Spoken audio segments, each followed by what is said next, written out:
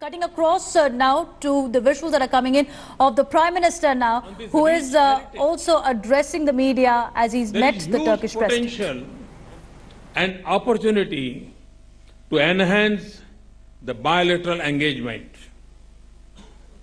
This is possible through trade and FDI inflows, technology tie-up, and cooperation on various projects. In this context, we have seen some increase in participation of Turkish companies in India.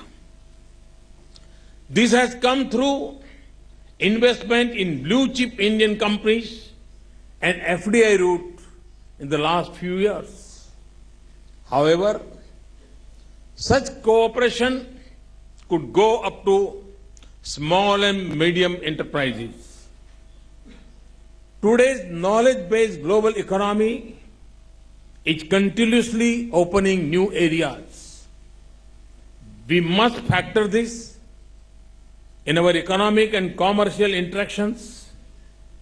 You can see that the governments of both sides are committed to provide a business-friendly environment.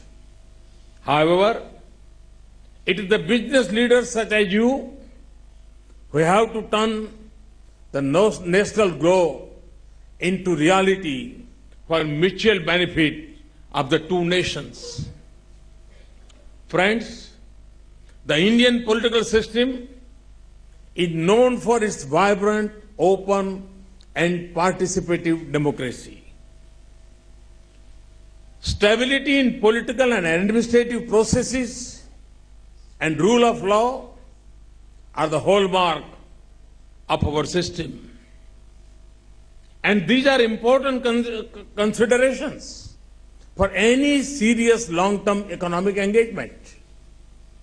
My government came to power in this very month 3 years back. Since then, we have launched several initiatives to reform the economy and administrative processes. We have also launched several flagship programs like Make in India, Startup India, and Digital India.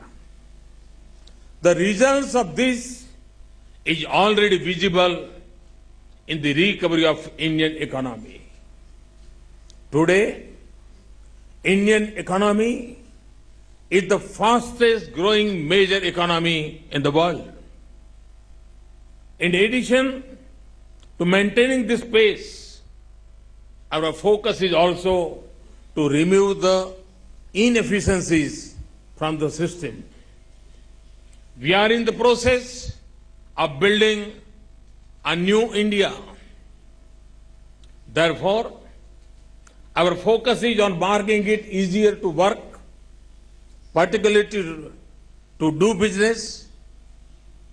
This includes reforming the policies, processes, and procedures. It also includes creating better conditions for domestic and foreign investment. We have achieved a lot of success and recognized on this front. Our global ranking has gone up on many partners and many parameters. However, this is an ongoing effort. Therefore, it has to continue.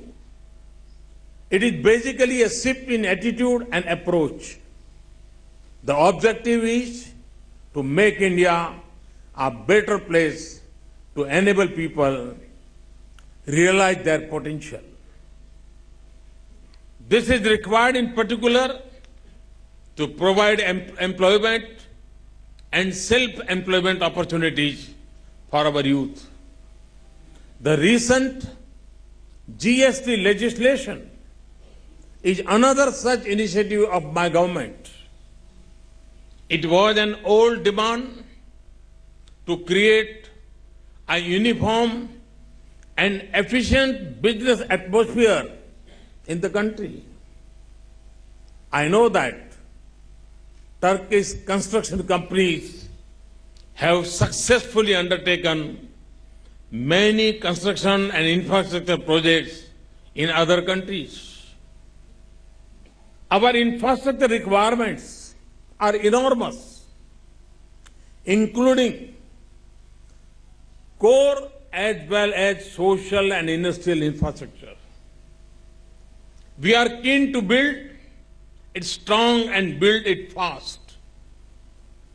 Turkish companies can easily participate in this task. Just to give you some examples, we have planned to build 50 million houses by 2022.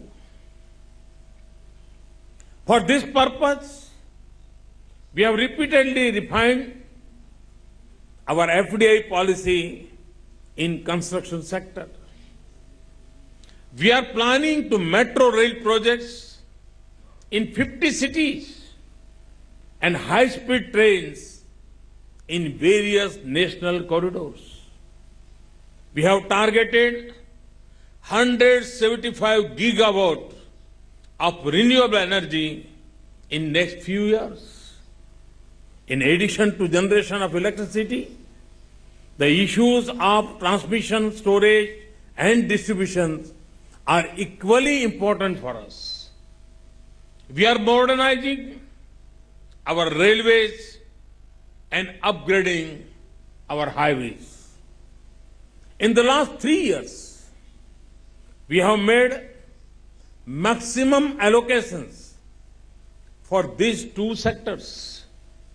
We are putting up new ports and modernizing the old ones through an ambitious plan called Sagarmala. Similar focus is on upgrading the existing airports and putting up regional airports to enhance connectivity to the places of economic and tourist importance.